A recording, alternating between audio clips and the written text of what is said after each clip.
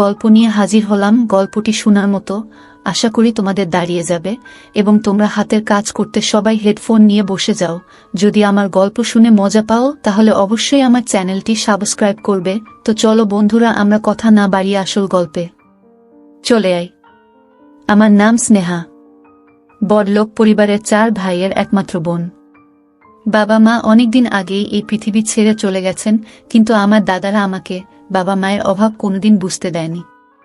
আমি এত আদর আর ভালোবাসায় বড় হয়েছি যে তারা কোনো কিছুর অভাব কোনোদিন বুঝতে দেয়নি আমাকে। আমি যা চেয়েছি তাই সাথে সাথে পেয়েছি। আমার বড় দাদা গ্রামের নাম করা মানুষ ছিলেন, আর ছোট 2 দাদা বিদেশে পড়তে গিয়েছিল, কিন্তু আমার পড়াশোনা করতে ইচ্ছে হতো না। আরেক ভাই গ্রামে ডাক্তারি করত। আজকাল দেখি ছেলে হোক বা মেয়ে, সবারই মোবাইল আছে, তাই আমি আমার দাদার কাছে একটা স্মার্টফোন চাইলাম। আমার বড় দাদার সাথে সাথে আমাকে একটা নতুন স্মার্টফোন কিনে দিলেন। এটা পেয়ে আমি অনেক খুশি। আমি অনেক সুন্দরী, তাই নিজের ছবি তুলে ফেসবুকে পোস্ট করতাম, আর অনেক লোকে আমার ছবিতে লাইক এবং কমেন্ট করত। লোকজন আমাকে অনেক পছন্দ করতে শুরু করেছে। একদিন আমি সোশ্যাল মিডিয়ায় অভিষেক নামে একটি ছেলের সাথে কথা বলি।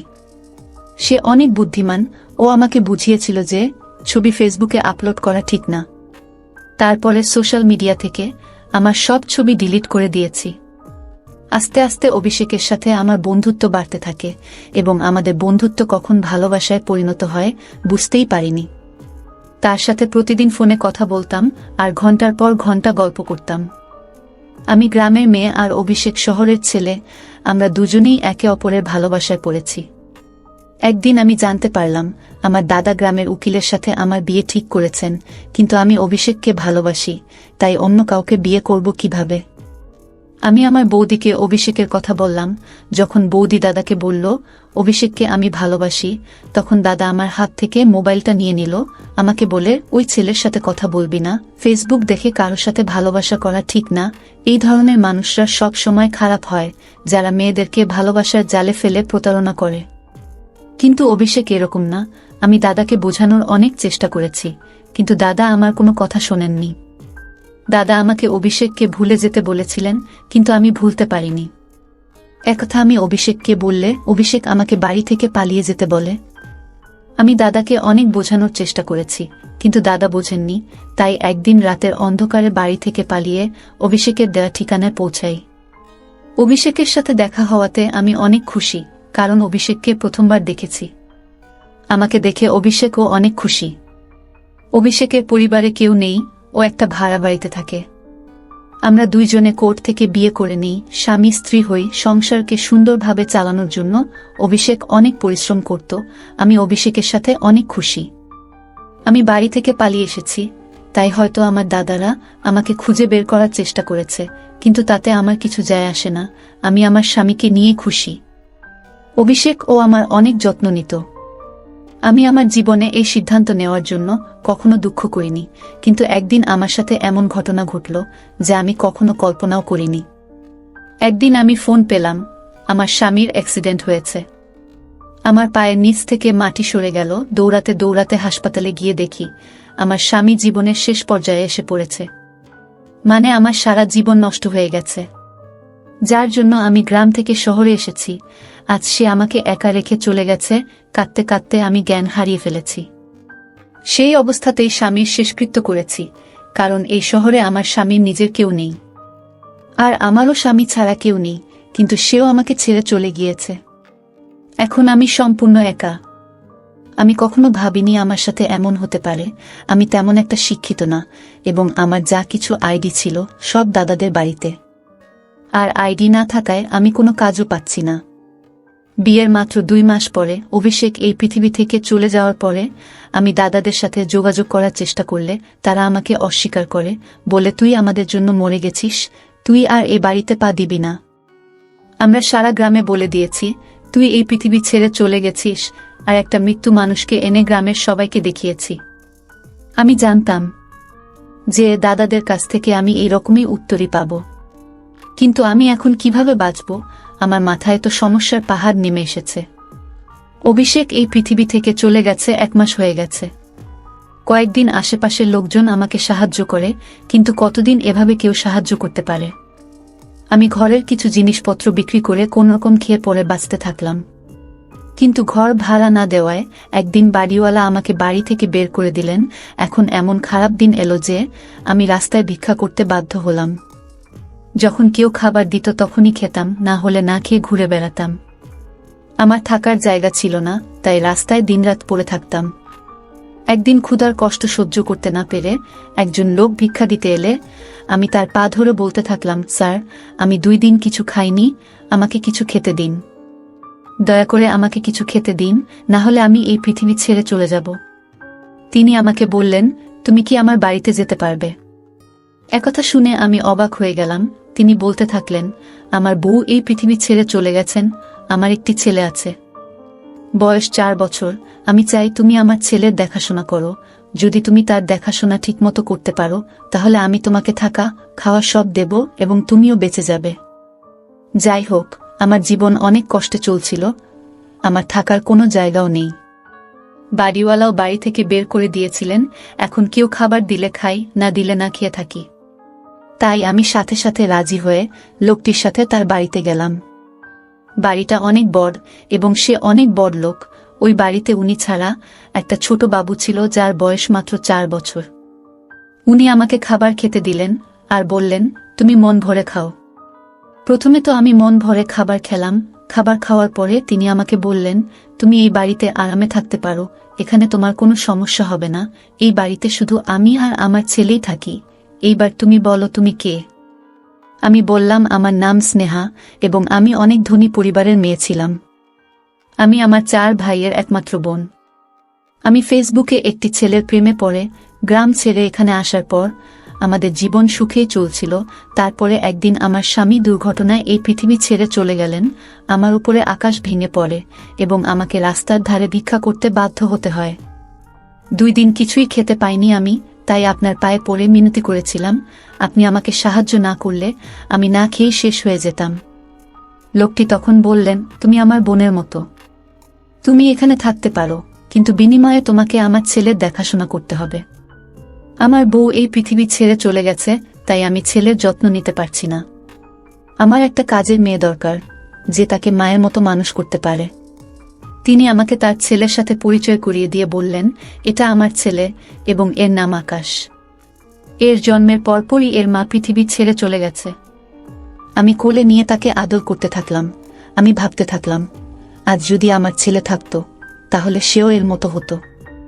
আমিও বিয়ের 1 মাস পরে মা হতে চলেছিলাম, কিন্তু আমার একটা সমস্যা হয়, তাই আমি মা হতে পারিনি। আমি আপনাকে কথা দিচ্ছি যে আমি একে নিজের ছেলের মতো মানুষ করব। আমি আকাশের যত্ন করে অনেক আনন্দ পেতাম। আমার একমাত্র দায়িত্ব ছিল আকাশের যত্ন নেওয়া, তাকে সময় মতো খাওয়ানো, সময় মতো ঘুম পাড়ানো, তার পোশাকগুলো পরিবর্তন করা ইত্যাদি। বাকি সব কাজ করার জন্য অন্য লোক ছিল। একদিন সকালে ঘুম থেকে উঠে দেখি আকাশ বিছানায় নেই। আমি উঠে বাইরে এসে মালিককে জিজ্ঞেস করলাম, আকাশ কোথায়, সে তার বিছানায় নেই কেন? বাড়ির মালিক বললেন, সন্ধ্যার মধ্যেই ও বাড়ি ফিরে আসবে। আমি তাকে জিজ্ঞেস করলাম, আকাশ কোথায় গেছে আর সন্ধ্যা বেলা কোথা থেকে ফিরবে? কিন্তু তিনি আমার কথার কোনো উত্তর দিলেন না। তিনি বাড়ির মালিক, তাই আমি তাকে খুব বেশি কথা বলতে পারিনি, কারণ সে যদি আমাকে বাড়ি থেকে বের করে দেন, তাহলে আমি কোথায় যাব? প্রতিদিন সন্ধ্যায় আকাশ বাড়িতে আসত। রাতে ঘুমানোর পর সকালে ঘুম থেকে উঠলে দেখি আকাশ তার বিছানায় নেই, কিন্তু সন্ধ্যায় সে ফিরে আসত। যখনই আমি মালিককে আকাশের কথা জিজ্ঞেস করতাম, তিনি কোনো উত্তর দিতেন না এবং বলতেন, তুমি এইসব বিষয় থেকে দূরে থাকো, তার সম্পর্কে অত কিছু তোমার জানার দরকার নেই। তোমার কাজ কেবল তার যত্ন নেওয়া এবং তাকে ভালো করে লালন পালন করা, তাই তোমাকে যে কাজ দেওয়া হয়েছে তুমি শুধুমাত্র তাই করো। তারপর থেকে মালিককে জিজ্ঞাসা করা বন্ধ করে দিয়েছি। এক রাতে আমি যখন আকাশের সাথে ঘুমাচ্ছিলাম, মাঝরাতে চোখ খুলে দেখলাম যে আকাশ বিছানায় আছে।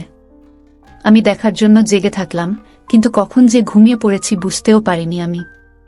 এবং সকালে প্রতিদিনের মতো আকাশ বিছানায় নেই। বাইরে বেরিয়ে কোথায় ওকে দেখতে না পেয়ে রুমে ফিরে এলাম। এর আগে কখনো ভাবিনি মালিক কি কাজ করেন। আমি শুধু আমার কাজ নিয়ে ব্যস্ত থাকতাম। এই বাড়িতে সব পাচ্ছিলাম, তাই বেশি কিছু ভাবিনি। কিন্তু একদিন কাজের মহিলাকে জিজ্ঞেস করলাম যে মালিক কি কাজ করেন। তখন সেই কাজের মেয়েটি আমাকে বলল যে তিনি একজন পুলিশ ইন্সপেক্টর। অবাক হয়ে আমি ভাবতে থাকলাম আমি একজন পুলিশ অফিসারের বাড়িতে। একদিন দেখলাম একটি ফাইল মালিকের টেবিলে রাখা। আমি সেটি তুলে নিয়ে ভিতরে রাখতে যাচ্ছিলাম, হঠাৎ করে সেই ফাইলটা আমার হাত থেকে পড়ে, ওর ভিতর থেকে অনেক কাগজ বেরিয়ে পড়ে। আমি সেই কাগজগুলো গোছাতে গেলে সেখানে একটা ছবি দেখে আমি অবাক হয়ে গেলাম। আমি অবাক হয়ে ভাবলাম আমার স্বামীর ছবি এখানে কেন। আমি ভাবলাম মালিক যদি জানতে পারে আমি এই ছবিটি দেখেছি বা আমি এই ছবির লোকটির স্ত্রী, তাহলে মালিক আমার কি অবস্থা করবে। ভয়ে তাই তাড়াতাড়ি সবকিছু গুছিয়ে ফাইলটি মালিকের ঘরে রেখে ফিরে এলাম।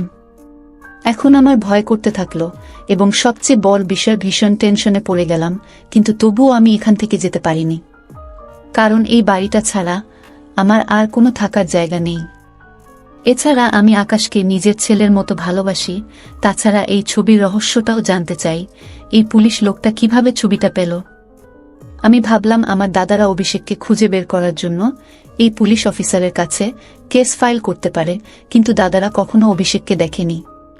মনের মধ্যে অদ্ভুত অদ্ভুত সব ভাবনা আসছিল, কিন্তু মালিককে জিজ্ঞেস করার সাহস পেলাম না। 4 মাস হয়ে গেল আমি এখানে আছি। বাবুটি আমাকে মা বলে ডাকতে শুরু করেছে, কিন্তু এতে মালিকের কোনো আপত্তি নেই। তারপর মালিক আমাকে একটা মোবাইল দিয়ে বলল, তোমার সাথে কথা বলার দরকার হতে পারে, তাই এটা রাখো। একদিন আমার মোবাইলে একটা ফোন আসে, আমি কাজে ব্যস্ত ছিলাম তাই কল ধরতে পারিনি। পরে মোবাইলের দিকে তাকাতেই একটা অচেনা নাম্বার ভেসে উঠল।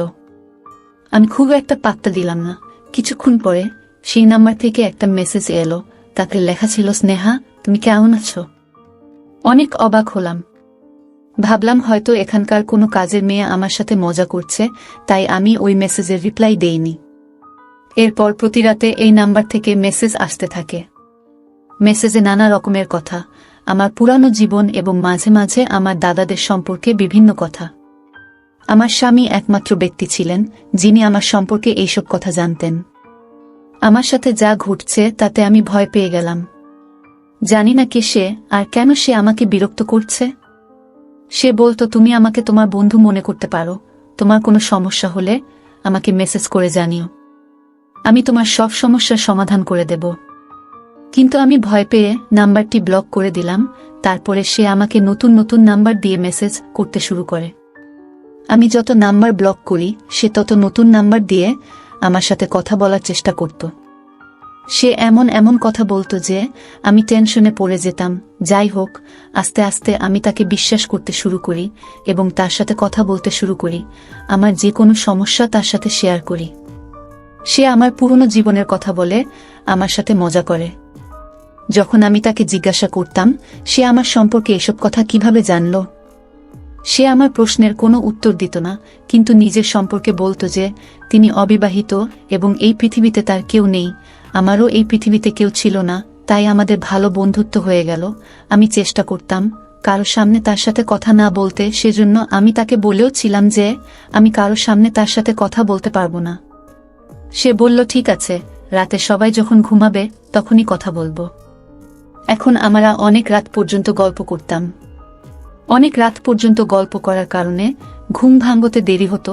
সকালে ঘুম থেকে উঠে আকাশকে দেখতে পেতাম না। আমি তার সাথে এ বাড়ির বিষয়ে কোনো কথা বলতাম না, কারণ আমি এই বাড়ির নুন খাচ্ছিলাম। আর সে কে তাকে আমি চিনতাম না। সে আমাকে নিজের সম্পর্কে যা বলেছিল তা সত্যি কিনা জানি না। এটা আমার জন্য শুধু সময় পার করা। সারাদিন একা একা বিরক্ত হতাম। আকাশও সন্ধ্যায় বাড়ি ফিরত, আর কাজের মেয়েরা ঘরের সব কাজ করত, তাই ওর সাথে কথা বলে সময় পার করতাম। 2-3 দিন ধরে ও আমাকে বলতো আমার সাথে দেখা করতে চায়, কিন্তু আমি তার সাথে দেখা করতে রাজি হতাম না। তাই সে বলতো সে আমার সাথে দেখা করতে আমি যেখানে থাকি সেখানে আসবে। একদিন সন্ধেবেলা আকাশ বাড়িতে আসার পর মালিক আমাকে সন্ধ্যার খাবারের ব্যবস্থা করতে বললেন, কারণ আমার বেস্ট ফ্রেন্ড অনেকদিন পর আমার বাড়িতে আসছে। তাই আমি চাই তুমি নিজের হাতে তার জন্য ভালো ভালো খাবার তৈরি করো। আমি মালিককে বললাম, ঠিক আছে। আমি অনেক খাবার তৈরি করে রাখলাম। ও কয়েক ঘন্টা পরে শুনতে পেলাম বাইরে কেউ কথা বলছে। তাই চা জলখাবার নিয়ে নিচে এলে নিচে হলরুমে বসে থাকা লোকটাকে দেখে আমার পায়ের নিচ থেকে মাটি সরে গেল। আমি অবাক হয়ে বোঝার চেষ্টা করছি, কিন্তু বুঝতে পারছি না। কিছুক্ষণ পরে আমি জ্ঞান হারিয়ে ফেলি। যখন আমার জ্ঞান ফিরল, তখন আমি আমার বিছানায় শুয়ে মালিক, এবং সেই লোকটি আমার বিছানার কাছে দাঁড়িয়ে, লোকটি আর কেউ নয়, আমার স্বামী অভিষেক, যার শেষকৃত্য আমি নিজে দাঁড়িয়ে থেকে দেখেছি। আমি অবাক হয়ে অভিষেকের দিকে তাকিয়ে আছি। আমি বিশ্বাস করতে পারছি না যে সে আমার সামনে জীবিত দাঁড়িয়ে আছে। অভিষেকও আমার দিকে এমন করে তাকিয়েছিল, এবং তার চোখে পানি দেখতে পাচ্ছি। অভিষেক আমাকে বলল, স্নেহা, বিশ্বাস করো, আমি তোমার অভিষেক, যে তোমাকে অনেক ভালোবাসে। দেখ, আমি বেঁচে আছি। এই বলে সে আমার কাছে বসল। আমারও চোখে পানি। আমি তাকে ছুঁয়ে দেখলাম। তারপরে নিশ্চিত হলাম যে সে সত্যিই জীবিত এবং আমার সামনে বসে আছে। আমি তাকে ধরে অনেক কাঁদতে থাকলাম। সেও আমাকে ধরে অনেক কাঁদছিল। তার চলে যাওয়ার পর আমার সাথে যা যা ঘটেছিল তার সবই মনে পড়তে থাকল। আমি অভিষেককে জিজ্ঞেস করলাম, তুমি যদি বেঁচেই ছিলে, তাহলে কে সে ব্যক্তি যার শেষকৃত্য আমার চোখের সামনে হয়েছিল এবং যার মৃতদেহ আমি দেখেছি, সে কে? আমি অভিষেককে আরো বললাম, তুমি জানো যে তুমি ছাড়া এই পৃথিবীতে আমার কেউ নেই, তাহলে এতদিন আমার থেকে দূরে ছিলে কেন? আমি বলছিলাম আর কাঁদছিলাম। তখন অভিষেক বলল, এটা অনেক বড় বিষয়, অনেক রহস্য আছে, যা শুনলে তুমি অবাক হয়ে যাবে। আজ আমি তোমাকে একে একে সব রহস্য বলতে চাই। তুমি যে রং নম্বরে কথা বলতে, সেটা আর কেউ নয়, আমি তোমাকে বলেছিলাম যে আমি তোমার সাথে তোমার বাড়িতে দেখা করব। দেখো, আমি এখানে এসেছি। তখন আমার খেয়াল হলো, যে ছেলেটা আমার সাথে কথা বলতো, সে আমার সম্পর্কে এসব কথা জানতো কিভাবে, যা আমি আর আমার স্বামী ছাড়া কেউ জানত না। কিন্তু অভিষেক যে বেঁচে থাকতে পারে, সেটা কখনোই ভাবিনি। অভিষেককে বললাম, তুমি বেঁচে থাকলে এতদিন কোথায় ছিলে? আমি সবকিছু জানতে চাই। অভিষেক বলল, আমি তোমাকে সব কথা বলবো। তুমি যখন বাড়ি ছেড়ে এখানে এলে আর আমাদের বিয়ে হলো, কয়েকদিন পরে তোমার দাদারাও এখানে এসে আমাদের সম্পর্কের সব তথ্য নিয়ে যায়। যদিও তারা গ্রামের সকলের কাছে বলেছিল যে তুমি অ্যাক্সিডেন্ট করে এই পৃথিবী ছেড়ে চলে গেছ। এমনকি তারা একটা মৃত্যু মানুষকে নিয়ে সকলের কাছে প্রমাণ করে যে তুমি সত্যিই এই পৃথিবী ছেড়ে চলে গেছ। কারণ গ্রামবাসীরা যদি জানতো যে মোডলের বোন বাড়ি থেকে পালিয়ে গেছে, তাহলে তাদের সব শেষ হয়ে যেত। আর আপমানের ভয়ে তোমার দাদারা গ্রামে মিথ্যা কথা বলে প্রমাণ করেছে যে তুমি এই পৃথিবী ছেড়ে চলে গেছ। কিন্তু তারা আমাকে শত্রু করে নেয়, যেহেতু তাদের বোনকে আমি বিয়ে করেছি। তোমার দাদারা আমাকে সর্বত্র খুঁজছে। একদিন তোমার দাদারা আমার মোবাইল নম্বর জানতে পেরে আমাকে ফোন